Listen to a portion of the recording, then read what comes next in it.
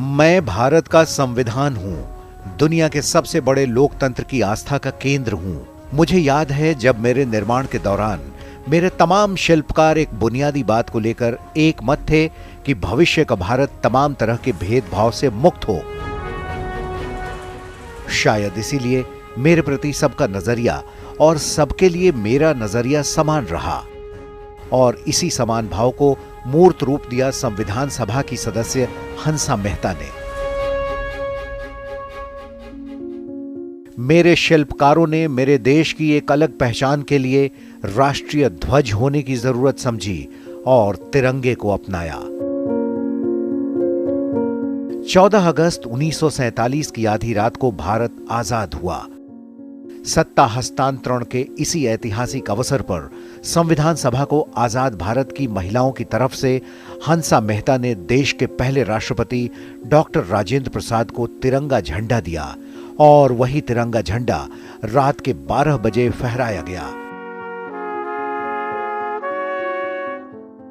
तिरंगा देते हुए हंसा मेहता ने कहा, We have fought, suffered and sacrificed in the cause of our country's freedom. We have today attained our goals. In presenting this symbol of our freedom, we once more offer our services to the nation.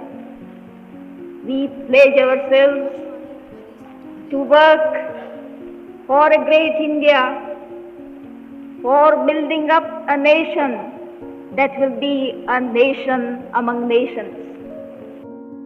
Hansa Mehta मेरी उन विद्वान महिला सदस्यों में एक थीं जिन्होंने सामाजिक परिवर्तन के लिए प्रयास किए। समान नागरिक संहिता को हमारे मौलिक अधिकारों का अंग होना चाहिए, इसी मांग को हंसा मेहता ने ड्राफ्टिंग कमेटी के सामने रखा, जिस पर कई सदस्यों ने सहमति भी जताई। लेकिन कुछ सदस्यों की असहमति के कारण आज भी हंसा मेहता की ये मांग पूरी नहीं हो पाई है। सामाजिक बुराई को लेकर संविधान सभा में हुई चर्चा के दौरान हंसा मेहता ने अपनी राय रखी। शराबबंदी पर हुई चर्चा के दौरान हंसा मेहता ने कहा कि शराब बनाने और खुलेआम इसकी बिक्री पर पाबंदी लगाना फायदेमंद होगा।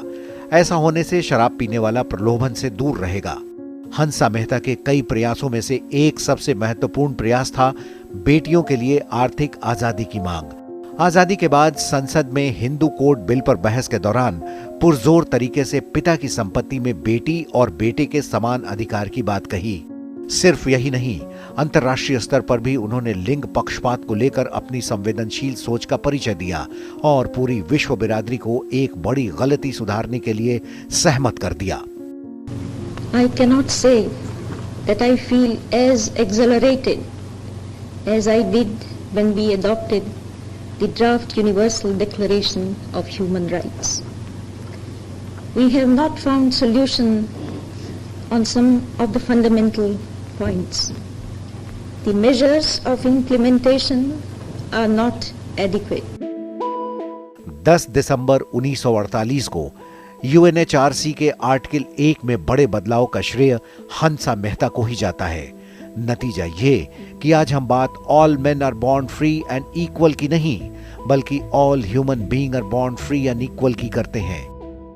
देश की पहली महिला कुलपति, सुप्रसिद्ध उपन्यासकार और पद्म भूषण हंसा मेहता ने न्याय और समानता के सिद्धांतों को विश्व व्यवस्था से लेकर भारतीय संविधान में स्थापित कराया।